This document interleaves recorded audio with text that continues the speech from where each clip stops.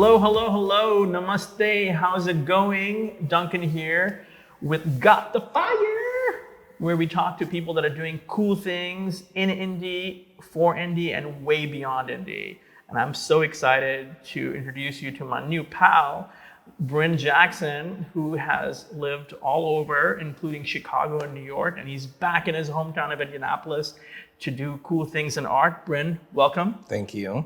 Bryn, I'm so excited to talk about the purpose of art and art experiences in Indy. Mm-hmm. So you cool with that, right? Absolutely. All right, you guys ready? Okay, so let me ask this question. I think it's such a basic question, but for people who are even beyond Indy, like why is the Indianapolis Museum of Art important in Indy? Well, I mean, I think about this a lot. I think that, all over the United States and the world, even the role of museums is really shifting, right? So I think in terms of why we have been important, I mean, we've been a huge asset to the city just in terms of our collection. We have over 50,000 objects here on site. And in terms of why I believe we will continue to be important to Indianapolis is because, we too are very much looking internally to really determine, why is it that we should exist? And I mean, my own curatorial philosophy, I look at the museum less now as sort of an arbiter or a selector of culture than as an institution that has great potential to be a forum for the community, right? So I'm thinking a lot just about, exhibitions and programs that have the serious potential for community input and, in terms of determining what is, an important story that the community wants to tell. So it's become more of a collaborative and integrated experience. I think in many cases, yes. Yeah. And what's your role, Bryn? So I'm the assistant curator of audience engagement and performance, which is super, super broad. That means you get to do a lot of cool stuff, though. I do a lot of really cool stuff. So my role can change on a day-to-day basis. A lot of the time I'm working on something that's much more straightforward in terms of performance, so dance or music. In some cases it's much more challenging and kind of wanders into the realm of performance art. And then lately my vision has been much more outward facing. I'm very interested in doing things out in the community, things that extend beyond our walls, beyond our grounds even, and things that are, or things that require community collaboration in order to complete the work.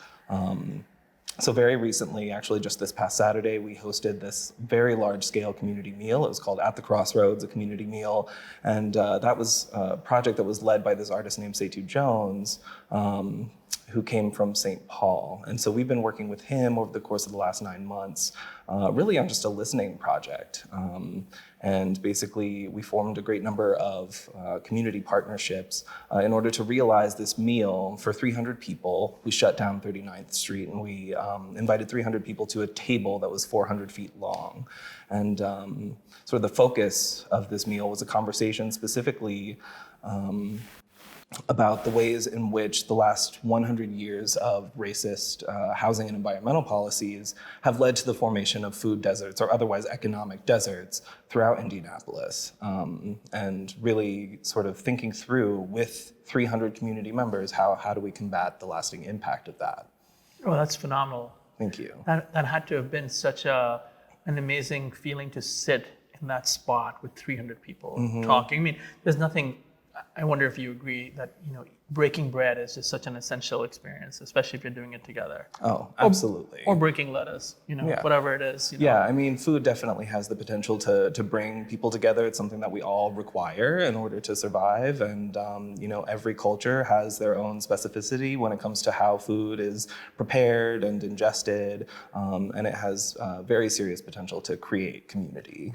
So in many ways, I feel like what you're saying is we're talking about accessibility and involvement. How do you make the art experience in Indianapolis, or how are you making the art experience in Indianapolis more accessible?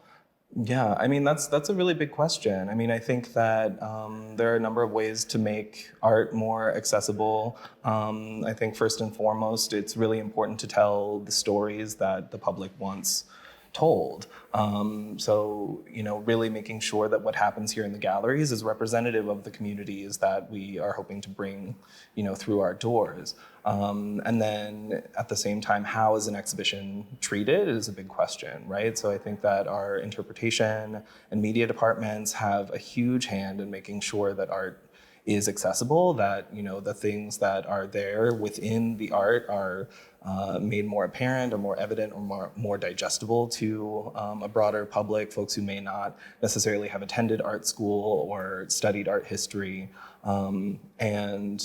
So I think that is one way to make an exhibition more accessible. I think exhibition design also has a big part in that, really thinking about how does one move through the space? How does one encounter these objects or performances or community meals? How are these things staged? I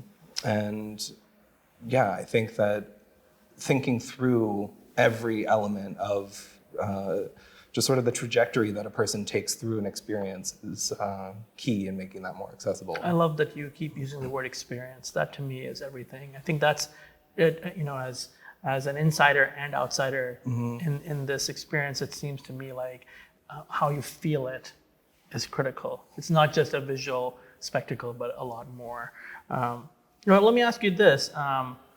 What kind of give me an example so that the people who may not know can kind of tie into that of something really big that happens in the wintertime.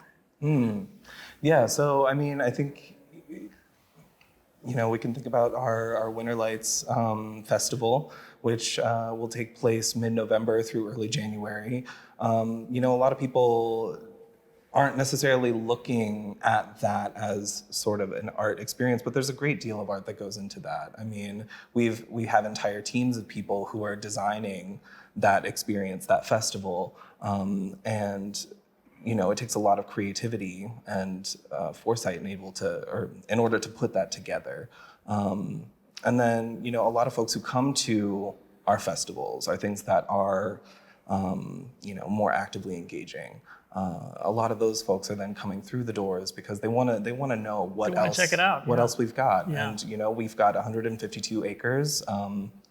Of art and nature. Right. So we have the upper campus, which includes the museum, the historic properties, the 50,000 objects that we have in the collection. And then we have, directly west of us, we have our 100-acre art and nature park, which includes this massive lake in the middle of it, as well as a number of large-scale outdoor sculptures. And so we have a lot to do here, even beyond what's happening in the galleries. And Bryn, give me some scoop on what's going to happen in 2020. What should people in Indy and beyond Indy be looking out for?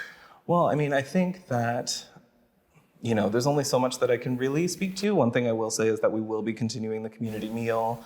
That is a project that was designed to grow over time. It's definitely something where we want to be forming much more robust partnerships with our community. We want to be bringing in a lot more local art into that experience and into what's happening here on the grounds as well. I can say we have a very wonderful outdoor sort of series or suite of installations that are going to be installed for 2020 by this really fantastic artist named Anders Ruwald. And then, I think that's really all I can say. Yeah. So a lot of exciting things coming. And last question for you. I know that we've discovered that we have a passion for late 80s couture, kind of, broadly speaking. And if you could go anywhere in the world to experience that kind of retrospectively, where would you go? Tokyo, 100%. Tokyo. Absolutely. Food, street. The food, the street fashion, I mean, just absolutely everything about Japanese culture I'm very, very into.